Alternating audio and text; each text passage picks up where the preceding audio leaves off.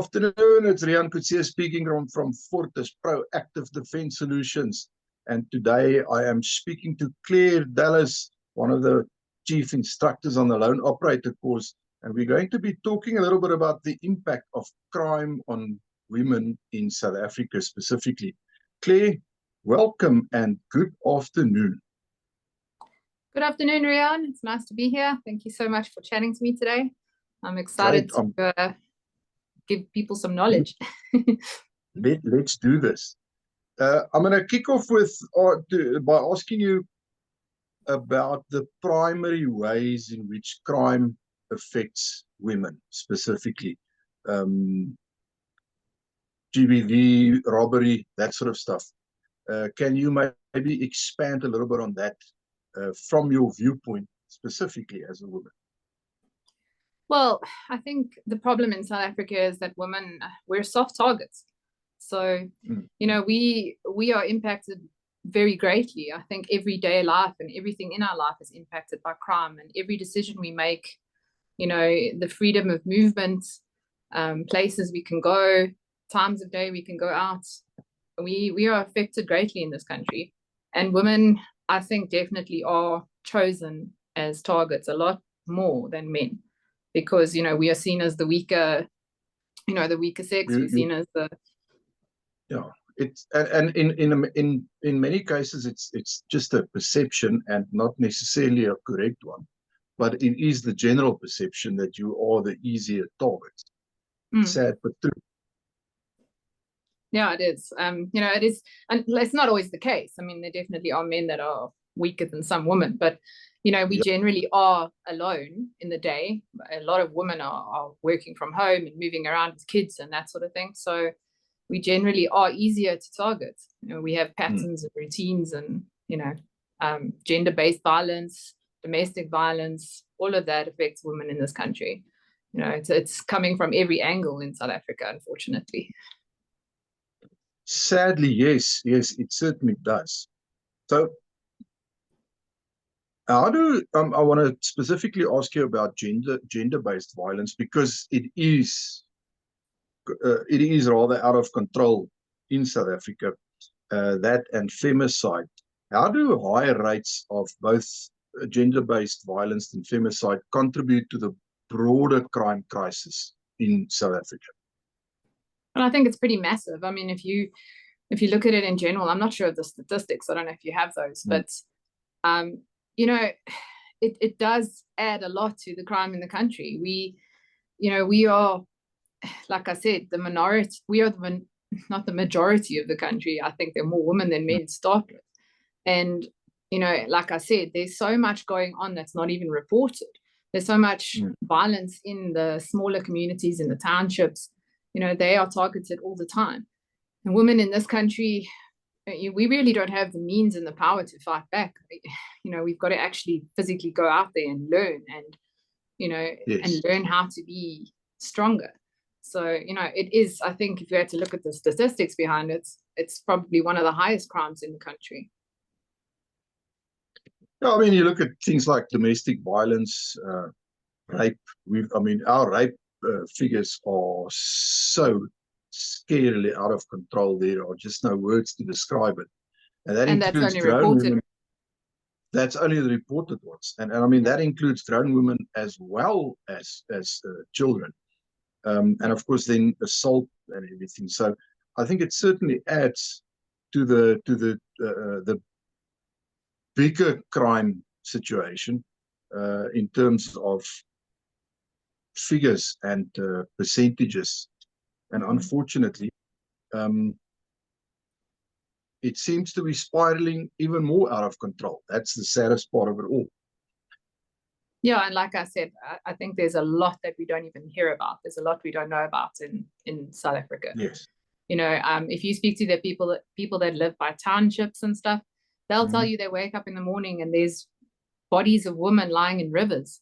And that's not even reported. That's stuff that people never hear about. You don't hear about it, and it's not reported crime. You don't pick up a newspaper and hear 20 women were raped last night in this, you know. So I think we all, like ostriches, we live with our head in the sand, and we don't really know what's going on in South Africa. Yes. Yeah, and also, I mean, domestic violence. I think there's probably a high percentage of domestic violence cases that are just kept indoors, and nobody really ever finds out about it until something completely tragic happens. And these things can carry on for, well, I suppose, decades in some cases. And the trauma that the victims must experience is tremendous, you know. So, and I mean, that has a massive impact on daily lives. So I want to ask you next about the psychological and economic effects of crime and the fear of crime. What impact do you think it has on the daily lives of women in terms of freedom of movement and your social activities, that sort of stuff? Well, Rian, I think that's massive. I mean, you know, just going back to what you said now, the women that are sitting in domestic situations and they can't tell anyone. 99% of the time, nobody knows what's going on at home. Nobody knows that those women are in trouble. And yes, okay, so you get a bruise on your eye, then you're not going to go out. You're not going to want to go anywhere. And then if we go to just sort of anything that can happen outside of the house, you know, I recently lived in a massive small holding sort of property, and I didn't even want to go out my house when I was alone in the day. I didn't even want to sit in my garden when I was alone. So, you know, if you want to look how deep and how far it can go, I think us as women, when you don't have the means to defend yourself, when you don't have the mindset behind that, it can impact everything. We can't just get in our cars and drive out at night and just go anywhere we want to go. We can't go to concerts by ourselves. And, you know, and if we do, we're taking risks. You know, it's I think the impact in this country is bigger than a lot of people realize. Yeah, that has a massive psychological effect. It's like a roll-on effect that just impacts everything from that point onwards. Families, you know, their personal lives, the economy at some stage in terms of output. Because if you are traumatized and depressed, then it affects your output. It's just the way it works. Absolutely. No, absolutely. I mean, that's the thing. I think it's a very difficult thing to try and measure because, as I said, we don't really know the stats and there's so much going on behind the scenes. But, you know, and also a lot of women are parents as well. Their daily lives are impacted by what's going on with their children. And, you know, if your freedom of movement's restricted, it restricts everything. So absolutely. I think that's also why there's so much more, you know, you're seeing women shopping less and less and less because they're putting themselves out there less. So exactly, yes. Yeah. So there's you're gonna use bigger suppliers like people like Take-A-Lot and all that stuff coming in, and all your small businesses are gonna have impacts because women don't want to be out and about anymore. How sad is that?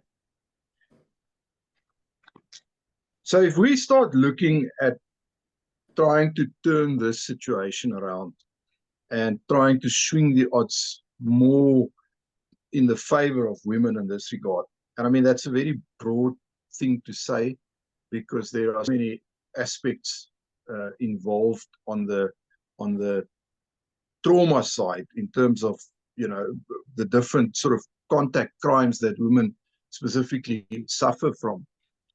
So it's difficult to say start here, start there.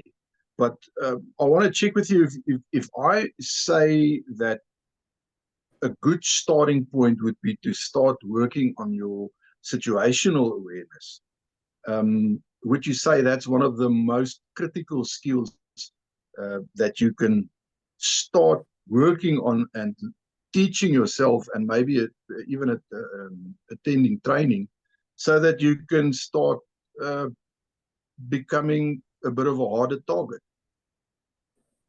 Absolutely, Rian. I think, you know, it is step one. Step one is absolutely to start thinking about what's going on around me. You know, to start looking around you when you're driving around, to know that as soon as you leave this house, yes, you are a target. And, you know, there's tiny little things that women can do that can save their life, like looking around you when you get in the car, looking around you when you're at a robot, not being on your phone, not driving with your windows open, you know, being very aware if you have to be in a situation like drawing money or going in and out of a bank, checking who's behind you. You know, when you're driving home, are you being followed? If you're being followed, Yes. are you still going to pull into your driveway?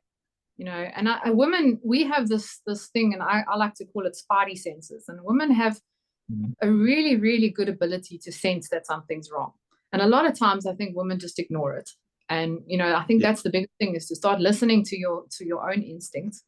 But the thing that has to start with you making the decision that I'm going to start paying attention. I'm going to start thinking about, you know, how do I become less of a target? How do I make sure that, you know, I'm not that soft target that they're going to choose?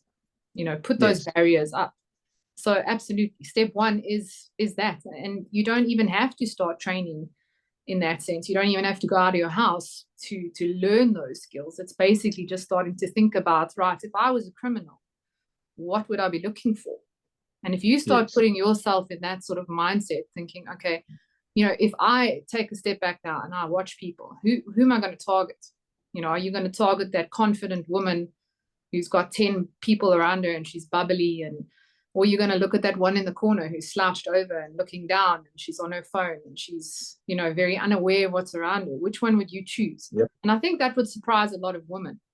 You know, we think that being bubbly and outgoing and maybe looking sexy would make you a harder, like an easier target, but it doesn't. You know, criminals actually, they don't choose that type of woman. They don't choose the ones that are looking them dead in the eye and are smiling at them and saying hello. They choose the ones that aren't looking around. So there's little things like that that you can start with. Absolutely. And I think that is definitely step one. I'm just, as we're talking, I'm just getting this thought in my head.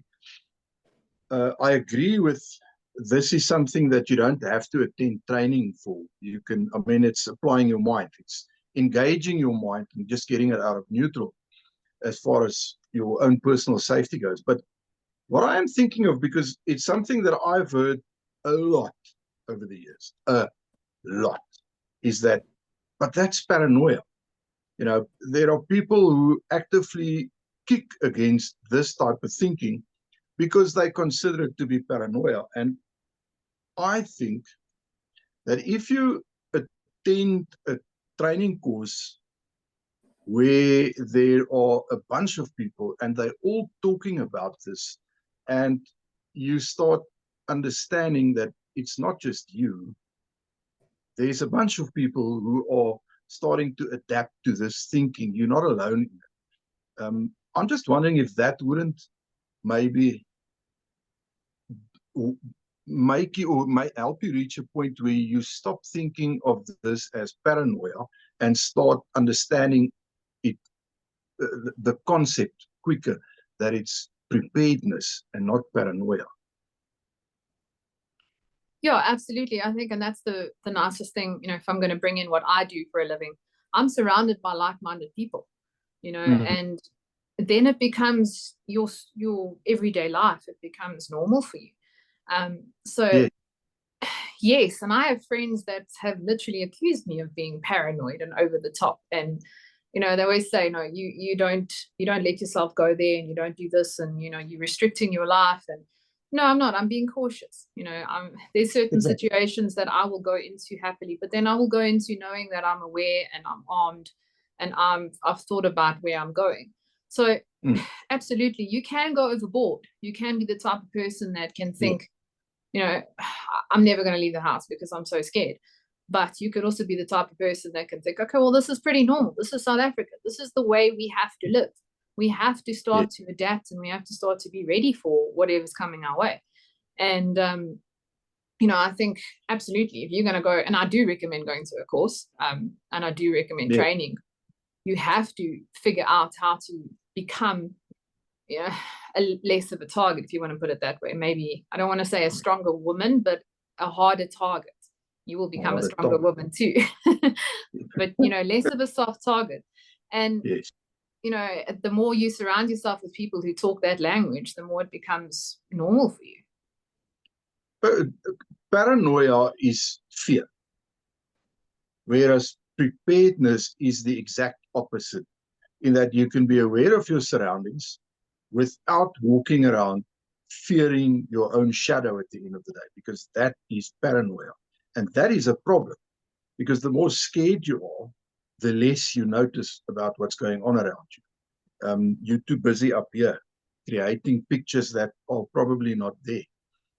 And I think that's where training comes in. So while we're talking about it, let's jump to the training part, specifically self-defense options. What effective options for self-defense are available for women in terms of the tools, firearms, etc., training, scenario-based training, preferably, etc. Look, Rian, in this country, there are definitely a lot. I think the problem that us as women face is it's a very difficult field to navigate. It's, a lot of women find it very hard to go into, let's start with something like martial arts. You want to go and learn a martial arts. It's a man's world. You walk in there, there's 10 guys, now I've got to go. I used to do Brazilian Jiu-Jitsu, and when I started, there was one girl in the class. So you go in there and you've got to now grapple with this man and sit and listen to them, and they're sweaty and smelly. Same thing when you walk onto a shooting range. Thank you, Claire. Well, they are when they're wrestling. Right? But same thing when you walk onto a shooting range. So the thing is, there's plenty of things available. It's just that I don't think there's that many programs and courses out there that are aimed at women only. And that's maybe where, something like what we do again is great, because we've got ladies only introduction to firearms and that sort of thing. There's plenty of things available, but again, women need to learn, and they need to actually put themselves out there, gather up the courage to come out there and actually find out what they can use, because I could strangle you with your t-shirt if I know how, Yes. So there's plenty of things. I truly hope not, but I get you. Yeah. Talk to us about some of the available options for ladies specifically under the Lone Operator badge and Fortis.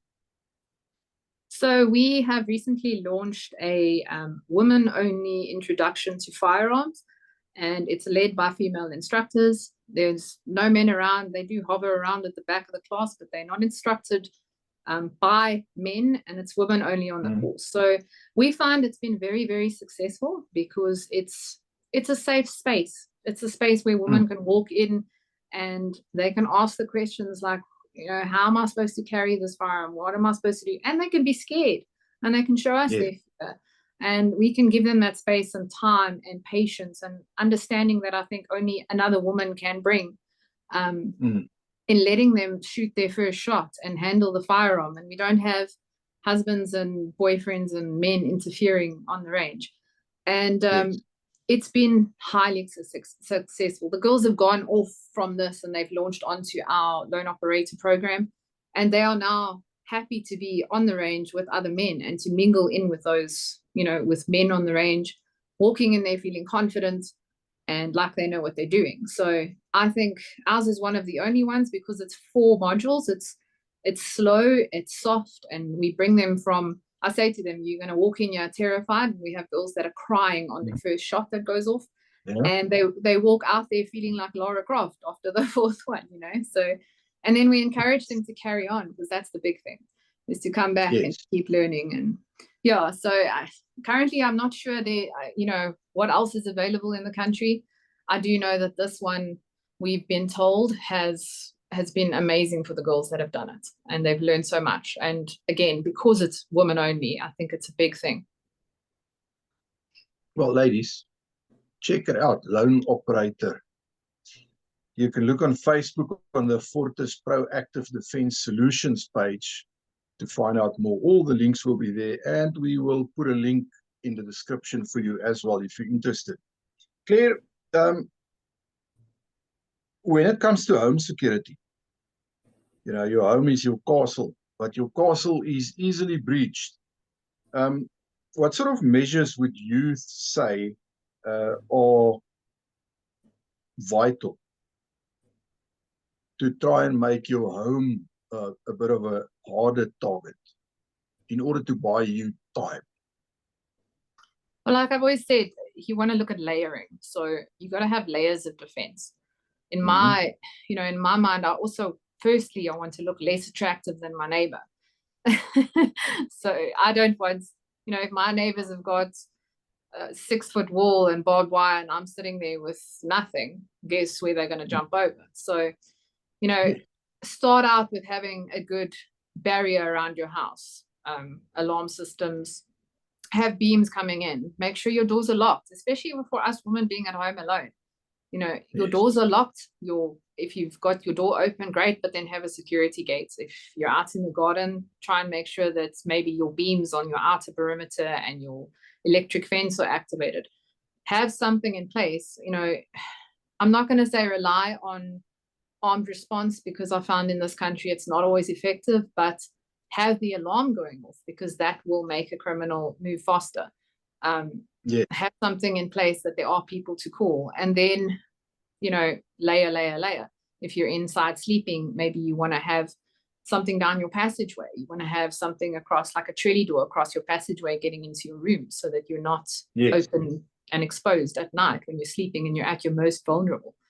And I think, once again, the big thing is awareness. Be aware of what's going on. Check your cameras. If you've got cameras outside, which is a great idea, make sure you know who's there. You've got a delivery guy dropping off your groceries. You track that on your phone and you make sure that it is the delivery guy that's coming. And even then, you don't have to go outside. You don't have to greet the guy. You can tell him, please just put my groceries outside in my driveway. So there's little things that we can do easily to be less exposed as women, and especially when we're home. And sometimes it really boils down to the smallest details, like just keeping your doors locked. I spoke to a lady 2-3 weeks ago who was at home Sunday afternoon. She says she was dead tired, had a very hectic week, and she fell asleep on her bed at about 4 in the afternoon, slept straight through till about 8-9, was woken up by a guy next to her bed. Because she was so tired, she just completely forgot to lock the door, and he just walked in. Now, she got lucky. There's people close enough, so when she started screaming, they heard and they came running. So she was struggling with this guy. So we're not sure what his intentions was, but she's got a broken, I think it was a pinky, and obviously very traumatized. But he just walked in, and it could change your life. When I looked in her eyes when she told me the story, and my heart just went out to that woman, because you could see she was on her way to go see a psychologist, which I thought was a brilliant idea to get that sorted. But if the door was locked, he probably would never have gotten in. Exactly. And I think the problem is, and I've seen it with especially with people like my mom-in-law, that generation, it's never happened to them before. So they live with that sort of, it's not going to happen to me, really.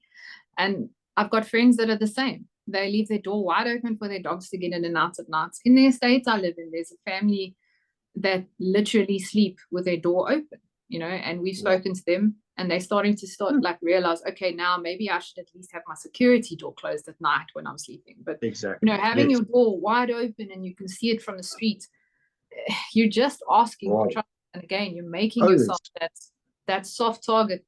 Again, like I always say to people, put yourself in the mind of a criminal. Think about, okay, I want to go and break into a house. What am I going to do? Where am I going to go? And make sure your house and you don't look like that target. So they're simple little things. Yes, we want the freedom in this country, for sure. We don't want to live behind locked doors and stuff, but it's reality. It's reality. That's our reality. Whether we like it or not, we have to deal with it. It sucks, but I'd rather deal with it than pretend it's not there. There's things like, you look at, and again, it goes back to the impact of the movement that we have in this country, Rian. Like, there's a guy coming, an Irish singer that I absolutely adore. I saw he was coming, I saw on Facebook, and I'm like, oh, fantastic. I want to take my daughter and I'm going to go watch this guy. And I'm about to click buy tickets, and something says to me, check the venue. So I look, and it's some strange hotel, and I see the address, and it's like Albert Sisulu Road in Joburg. And I'm like, what the heck? So Google Map, go on, check. It's right next to Hillbrow. And I'm thinking to myself, now the concert starts at 8 o'clock at night. Do I really want to put myself in that situation? You know, how much is it worth to me to go watch this guy sing and take my daughter there at 8 o'clock on a Saturday night into the middle of Joburg? And people can tell me it's safe as much as they want to, you know, but that's the thing. I've got to think about these things. I've got to now sit there and think, okay, if I go, how much risk am I at? Is it worth it? What if something happens? And then you've got to make that decision, or you go prepared, take a bodyguard. I don't know. You know, so there's things like that in South Africa that women, we have to think about it. We can't just ride around at night and go into the middle of Joburg. I mean, so often avoidance is the best fight you can ever have. And you never know. You will never know, and that's perfect. You don't want to know, but it is a potential higher risk area. So if you're going to put yourself in that area at 8 o'clock at night, then you need to be aware of the fact that you have just increased your risks. So then you have to start weighing up your options. Personally, I think it would be better to watch a couple of YouTube videos of the guy afterwards. But that's just me. And apparently it's you too. So, you know, we can share YouTube videos. Or I'm gonna hire like 10 of my loan operator buddies to escort me there. That brings me to the next point, traveling. If you're traveling or you're using public transportation like Uber, or walking somewhere, I see ladies walking and running like all the time, and I literally never see anyone running with, for argument's sake, pepper spray in their hand. I hope a smaller one that I can't see, but I think it's safe enough to say that not many of them actually do that. So if anything has to happen, they're probably going to have a blip. Yeah, I think that's, again, it's something that people just don't want to think about it, right? And I think South Africa, we are stubborn in a lot of ways. And women particularly, they don't want to have those rights taken away from them. And they don't have to be. But like, if you're going to think about it and think, okay, well, what would happen? And what could I do? If it's as small as running with a pepper spray in my hand, great. If I run with a little neck knife tied around my neck, you know, you don't have to be running with a 9mm strapped to your body like I do. And even then, I try and avoid running in my area. I don't like the area, so I'm scared to run in my area alone. But, you know, women can do stuff. They just, unfortunately, I think in this country, like you say, they do it anyway. And when it happens, they turn around and they're like, oh, you know, I feel so bad, and I've been a victim. And you think to yourself, well, there was maybe 2 or 3 little things that you could have done to stop that. And unfortunately, women are just ignorant, I would say, and it's not their fault because they don't know what's really out there. No. And as you said, that's a very valid point. Nobody wants to live like I want to go walking and have that feeling right. Look over my shoulder every 10 steps or anything. I don't like it, but I would rather do that, and I'd rather be safe than sorry at the end of the day, because if that means I can potentially see a guy coming up from the back and maybe just cross the road, okay, and in doing that, avoiding a potential problem situation, then it was well worth it. But there's work to be done to convince people of this. Absolutely, and I think that. Sorry, Ria. No, that's fine. No, I was just about to say the fact is that there are things you can do. You don't have to be the soft target. Absolutely, and I think, you know, that's where a course like what we do, teaches us basically everything about that. We teach women from the beginning, from having a firearm, but we teach them how to use like close quarter combat and how to carry a knife and how to use a knife. And, you know, even things as using a tactical pen or using a pen or using, like I said, I used to do Brazilian jiu-jitsu, martial arts, and, you know, I learned how to do things with, like I said, I can strangle you with my t-shirts. So there's little things like that. I'm not saying all women must go do martial arts, but, you know, there's tiny little things that you can learn. And unfortunately, where that starts, and a lot of women get wrong, is your mindset. Women have to get into that mindset that they are worthy of saving, and then start thinking about how am I going to do that. So the last question that I want to run for you, what steps can women take to develop an effective emergency action plan, for lack of a better description?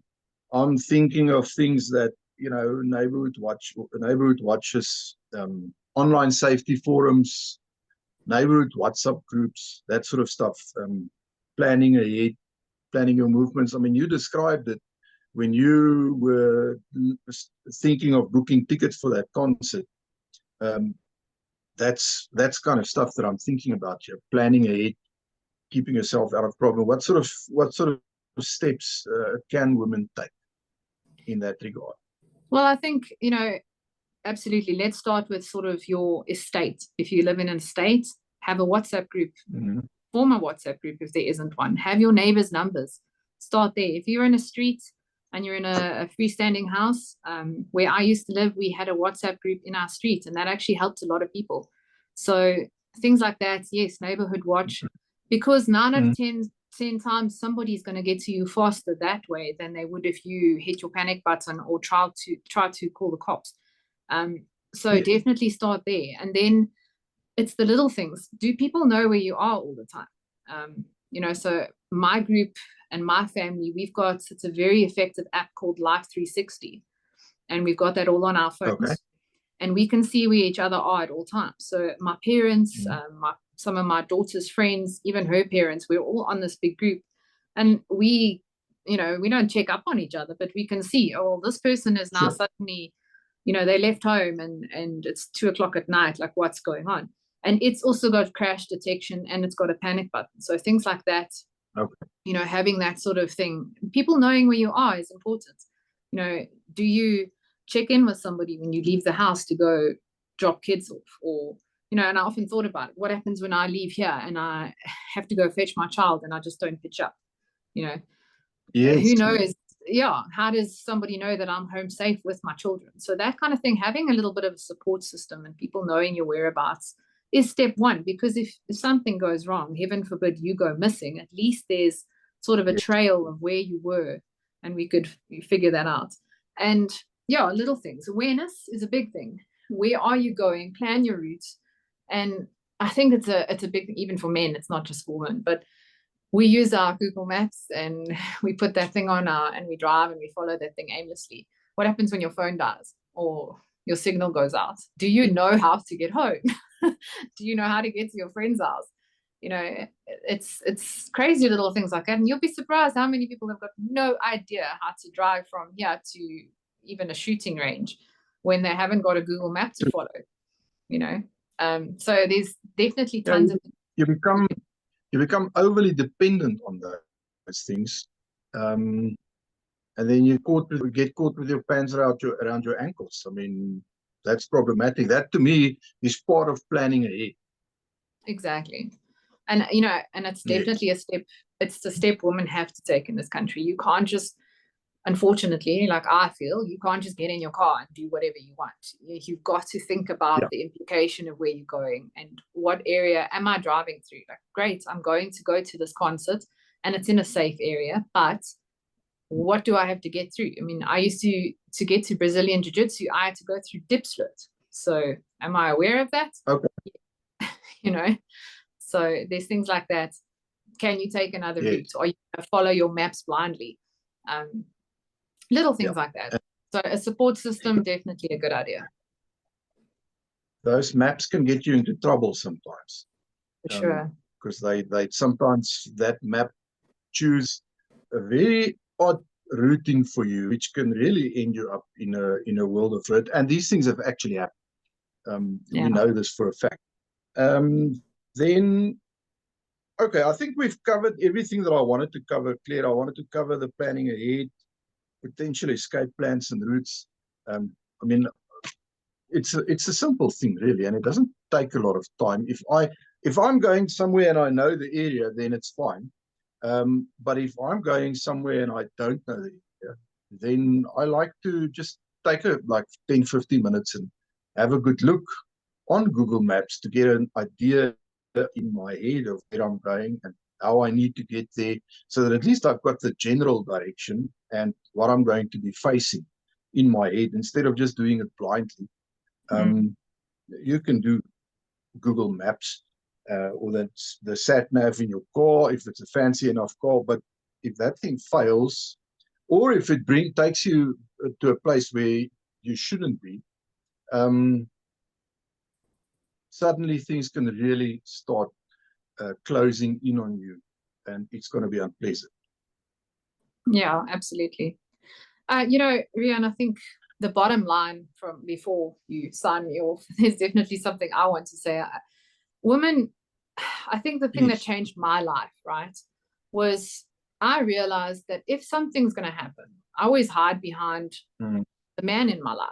You know, you think, okay, well, he's with me. He's going to protect me. He's going to look after me. 100%. He probably will do everything he can. But they are going to go for him, and they're going to take him out first. And then what? And that's where I feel women need to actually take a step and be the element of surprise.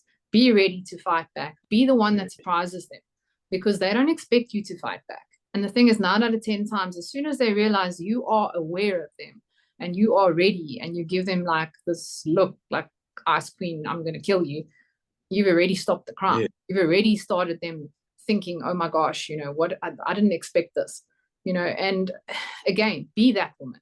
And that's, if we can start, even just like I said, if it starts with your awareness that you can look somebody dead in the eye and say, I know you're there, that's already a step in the right direction for women to take. So stop hiding behind the men in this country, because they're going to go for them first. And then you need to be able to protect yourself and your children. That's the big thing. Yes. And that's big. That is big.